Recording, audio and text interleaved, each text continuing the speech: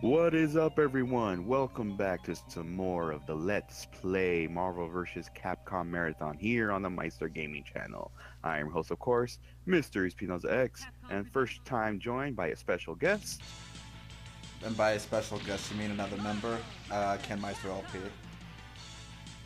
And today we are now in Marvel vs. Capcom Marathon with Marvel vs. Capcom Clash of the Superheroes. This is where the Street Fighter gang have now gotten back up from the other characters of the Capcom universe.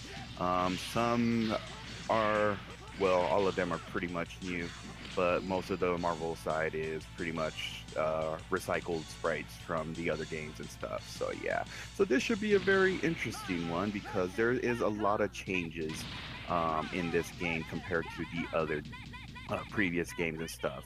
But first, in my playthrough, I'm going to be choosing Ryu, of course, and I've decided a lot about this. Gonna go ahead and choose my boy Captain America.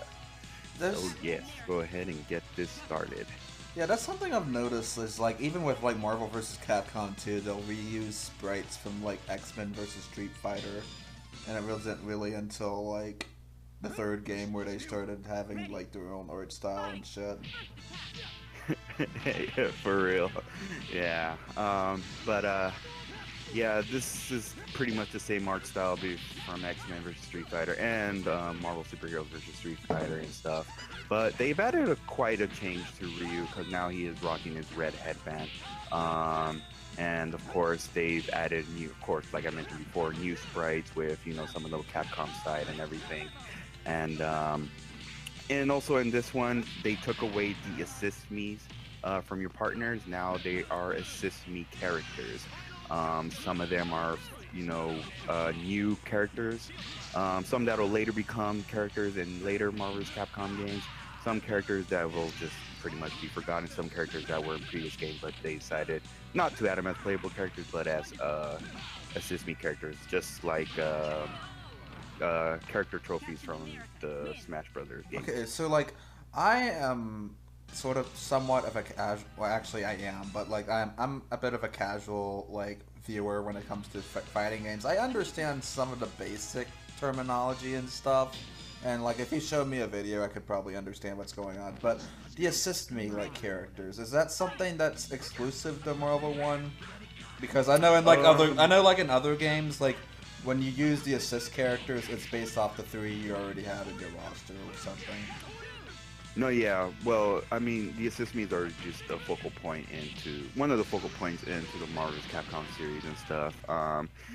They first brought it for Marvel Superheroes vs. Street Fighter. They took that away because they just decided, you know what, let's just have assist me characters instead of your partner assisting me and stuff like that. So this is a Marvel vs. Capcom 1 only thing then? Yeah, pretty much. This is just like an exclusive. This is just only Marvel's Capcom 1. By Marvel's Capcom 2, they decided, oh, let's just, bring back the assist me with your partners and stuff. So that's interesting. Yeah. But yeah, I mean, it's just, look, it's a Dr. Wily stage, so yay. But yeah, I mean, it's just, when I first played this game, I was like a little disappointed because, they could have added at least some of the characters that were in previous games, like Cyclops, Rogue, Magneto, but they were added as assist me characters, so that was a really big disappointment there and stuff. It's just that, with, the potential roster for each of them, they could have added a lot of more characters, but they decided to just add a few of them, and I was pretty disappointed by that. But once we reached Marvel's Capcom 2, I was very happy with the result. Well, this was mostly just an arcade only game for a while until they ported it over to Dreamcast and shit, right? Because yeah, pretty much. I know, like for a fact that I actually have played this game before. Have you? Yeah, back where I used to live at, we had a skating palace, and this was one of the games we had there. And sometimes I'd make an excuse just to go to the skating palace to play this game. And then at some point in the future, they decided to get rid of it. I'm like, fuck! But yeah, that was like pretty much the extent of it for me, really. I don't really have much else to say. Other than, oh my god, Mega Man's in a fighting game? What the fuck?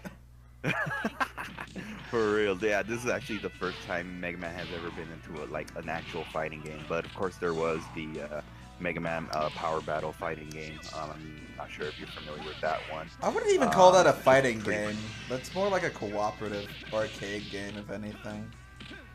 Pretty much, yeah. But I mean, it has that style of fighting No, game, if anything. no, I But know, yeah, like, the Smash version of Mega Man, he kind of functions a lot like he does in Marvel vs. Capcom, where a lot of his neutral is with pellets, and then yeah. with combo finishers and And this stuff, he one, uses he the Mega actually, Upper. yeah, and this one he actually punches and kicks as well. With Smash Brothers, he actually just kind of like what he usually does in his games is jump and shoot and stuff.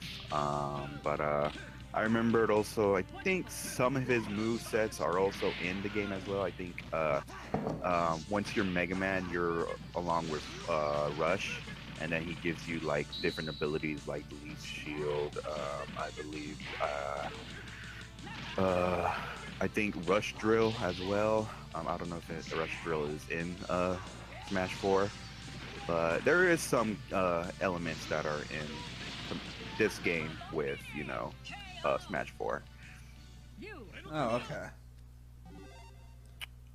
But anyway, that does it for this first episode. We're gonna go ahead and continue on to the finale of Marvel vs. Capcom. This has been MrESPNozaX. Oh, wait, it's over already? This is KenMeister LP. Yeah, it's really that. It was actually pretty short. Next one's gonna be longer, so we'll see you guys on the next one.